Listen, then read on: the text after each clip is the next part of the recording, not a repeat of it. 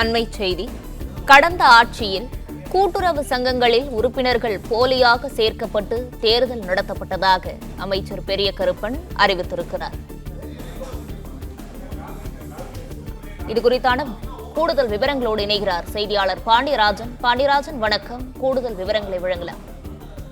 இன்று சட்டப்பேரவையில் மானிய கோரிக்கையான மீதான விவாதத்தின் போது அதிமுக சட்டமன்ற உறுப்பினர் அக்ரி கிருஷ்ணமூர்த்தி கூட்டுறவு சங்க தேர்தல் நடத்த வேண்டும் என குற்றச்சாட்டை வைத்திருந்தார். அதாவது கடந்த அதிமுக ஆட்சியின் போது கூட்டுறவு சங்க தேர்தல் முறையாக நடைபெற்றது எனவும் இந்த ஆட்சிய கூட்டுறவு சங்க தேர்தல்கள் நடைபெறவில்லை எனவும் குறிப்பிட்டிருந்தார். அதற்கு பதிலளித்து பேசிய அமைச்சர் பெரியகருப்பன், கடந்த ஆட்சியில்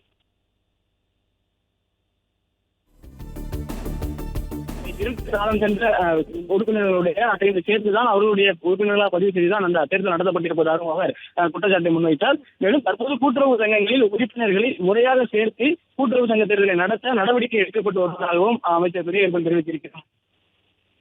உத்தரவுப்படி கூட்டுறவு ஆதார் குடும்ப அட்டைகளை இணைக்கும் பணி நடைபெற்று வருகிறது எனவும் பணி தேர்தல் நடத்தப்படும் எனவும் அமைச்சர் தெரிவித்திருக்கிறார்.